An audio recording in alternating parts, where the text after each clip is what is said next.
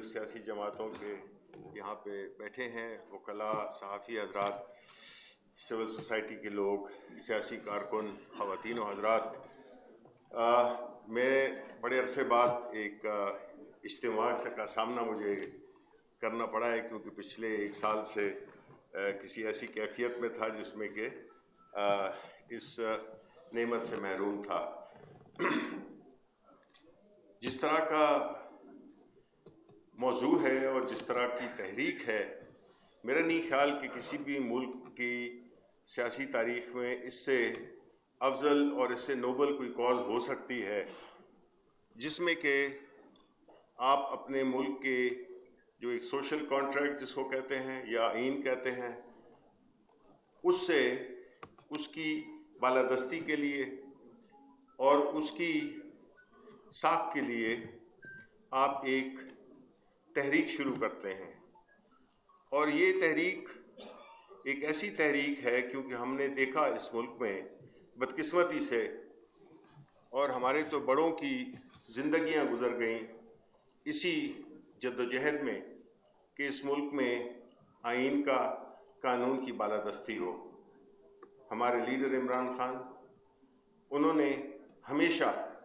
اپنے پارٹی کے کارکنوں کو، لیڈرشپ کو ہمیشہ یہ درس دیا ہے کہ اگر اس ملک کا کوئی مستقبل ہے تو وہ قانون اور آئین کی بالادستی سے ہوگا۔ اس کی وجہ کیا ہے کہ ایک تو اس ملک میں ہم نے یہ دیکھا کہ ایک قانون ایک خاص لوگوں کے لیے ہوتا ہے، دوسرا قانون عام لوگوں کے لیے ہوتا ہے۔ اسی طرح آئین بھی استعمال ہوتا رہا ہے ایک خاص فائدہ حاصل کرنے کے لیے، چاہے وہ کسی ادارے کا ہو، چاہے وہ کسی ایک طبقے کا ہو، اور نتیجتاً ہم یہ دیکھتے ہیں کہ یہ ملک لولا لنگڑا ہچکولے کھاتا ہوا چل رہا ہے۔ لیکن کیفیت اب اس تک پہنچ چکی ہے کہ مزید ملک متحمل نہیں ہو سکتا اس آئین کی بے وقتی کا، اس آئین کی جس طرح سے پامال کیا جا رہا ہے۔ ملک آگے نہیں بڑھ سکتا۔ ہم نے یہ دیکھا کہ جو اس وقت جو ملک میں ایک خوف و تذبذب کی فضا ہے، ملک میں ایک سیاسی بے یقینی ہے، ملک میں ایک ایسا ماحول ہے جس میں کہ آپ یہ محسوس نہیں کرتے کہ ایک ایسی گھٹن ہے جو اس ملک کے عوام کو، خاص طور پہ ان کو بالکل ذہنی طور پہ مفلوج کر دیا ہے۔ اگر ہم اس کیفیت کا، یہ جو اس وقت کی جو حالات ہیں، اس کو اگر ہم جوڑنا چاہیں، جوڑ تو ہم جب یہ ملک ٹوٹا تھا 1971، یہ جو پہلے انتخابات ہوئے تھے، اس سے لے کے چلیں تو یہ تو بہت لمبی تاریخ ہو جائے گی، اور جس کا کہ ظاہر ہے مختلف ہمارے مقررین نے اس کا ذکر بھی کیا۔ وہ تھا جب پاکستان تحریک انصاف نے یہ فیصلہ کیا، جو کہ ایک سیاسی فیصلہ تھا، جو کہ ایک آئینی فیصلہ تھا، جو کہ ایک قانونی فیصلہ تھا، کہ ہم نے اپنی خیبر پختونخوا اور پنجاب میں اپنی اسمبلیاں توڑنی ہیں۔ بالکل جمہوری طریقہ تھا، جس کو کہ کسی طرح سے بھی اس پہ بحث نہیں کی جا سکتی، اس کے میرٹس ڈی میرٹس سے بات کی جا سکتی ہے کہ جی وہ ہمیں توڑنی چاہیے تھی یا نہیں توڑنی چاہیے تھی، یہ ایک علیحدہ بحث ہے۔ لیکن جو اصل بات تھی کہ آیا وہ بات آئینی تھی، وہ جو اقدام تھا وہ آئینی اور قانونی تھا، وہ سیاسی تھا؟ تو بالکل تھا۔ اس لیے کہ آپ کے قانون میں یہ پروویژن دی گئی ہے، آرٹیکل 219 سے لے کر 226 تک، الیکشنز کو اور اس کو کہ کیسے ہونے ہیں، کس طرح ہونے ہیں، کب ہونے ہیں، کس نے کرانے ہیں، اس کی تحت ہم نے اپنی دونوں اسمبلیاں ہم نے توڑی، اور غالباً 224 आर्टिकल 224 के तहत 90 दिन में इंतखाबात होने थे। ये एक आईनी तरीका था और उसी शिकों के तहत हमने अपनी ये हुकूमतें तोड़ी। हर जगह होता है, बैरूनी ममालिक में भी होता है कि आप जब एक पॉलिटिकल पार्टी समझती है कि उसको अपनी गवर्नमेंट डिसॉल्व करके और इंतखाबात की तरफ जाना है तो ये होता है। लेकिन हुआ क्या, वो लोग जो इलेक्शन न जीत सकते थे उन्होंने एक गैर आईनी तौर पे इस केयर टेकर सेटअप का मयाद को भी बढ़ाया, वो एक मेजर वायलेशन। उसके बाद जब फेडरल गवर्नमेंट और तमाम जो उसके साथ जो जुल्म हुआ जो वर्करों पे और जो लीडरशिप पे और जिस तरह का माहौल बना, तो उससे कौन बाखबर नहीं। उसके बाद जब फेडरल हुकूमत ने अपनी टर्म पूरी की, 90 डेज के अंदर इंतखाबात होने चाहिए थे एज पर कॉन्स्टिट्यूशन, नहीं हुए। एक गैर कानूनी सेटअप, गैर आईनी सेटअप, उसको तूल दिया गया। नतीजतन जो हमारी मुल्क की जो इकॉनमी थी, जो मुल्क में एक उसकी स्टेबिलिटी की एक झलक मौजूद थी, वो सब तहस नहस हो गई। आपने देखा लोगों पे महंगाई का पहाड़ टूट पड़े, लोगों को 2 वक्त का खाना मुयस्सर ना आया और न भी आ रहा है।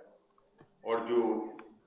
हम अभी सुन रहे हैं, ये तो पहले एक है जो गंदम का जो स्कैंडल हम सुन रहे हैं,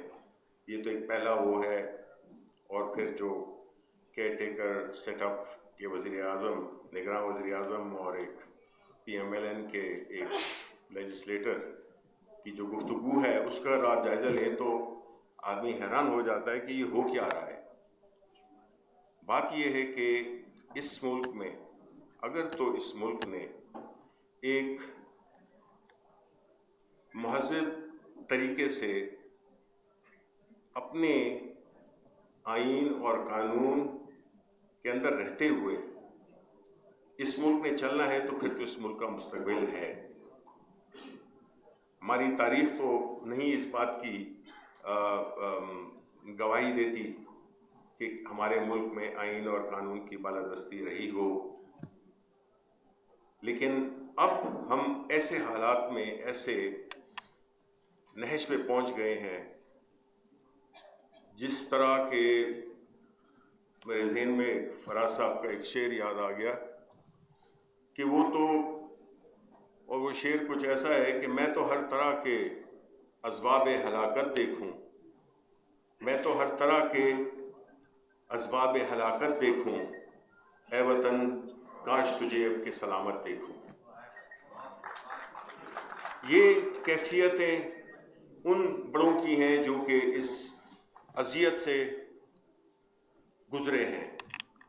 उन्होंने अपनी जद्दोजहद की, उसका कुछ असर हुआ ना हुआ ये तो वक्त बताएगा, लेकिन अब तक तो यही लगता है कि ना हमने अपने माजी से कुछ सीखा है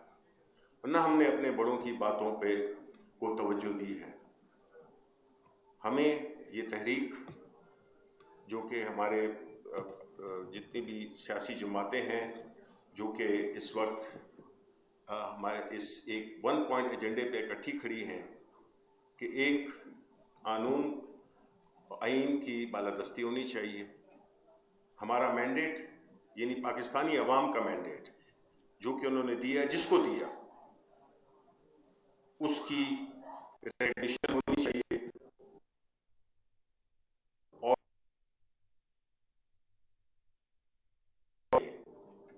अब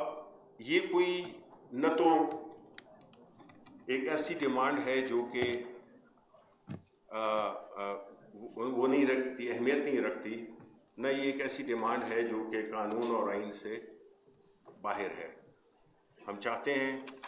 कि अगर इस मुल्क को आपने एक तरफ चलाना है, ये जो यंग जनरेशन है इनके मुस्तकबिल को अगर आपने अपने मलहूज़ खातिर रखना है, तो हमें इस جو سلوگن ہے، جو اس تحریک کا جو کاز ہے، اس کو ہم نے عملی طور پہ لانا ہے. یہ ایک بڑی جدوجہد ہے، لیکن میں یہ سمجھتا ہوں کہ اگر ہماری کنوکشن فرم ہو، اور اس وقت جو سیاسی قیدی جس میں خواتین بھی شامل ہیں، جس میں کہ پاکستان تحریک انصاف کے قائد عمران خان بھی موجود ہیں، 9 مہینے سے جیل میں ہیں، پابند سلاسل ہیں، تو ہمیں یہ اس ملک میں نارمل سی سینٹی لانے کے لیے ہمیں ایک پرامن لیکن پوری اس کے ساتھ فرمنس کے ساتھ ہمیں یہ تحریک کو آگے بڑھانا ہوگا. ہمارے جو بڑے ہیں وہ اس کی پوری صلاحیت بھی رکھتے ہیں اور اس کی نیت بھی رکھتے ہیں. تو میں ٹائم شاید زیادہ لے لیا، بہت بہت شکریہ، بہت بہت شکریہ.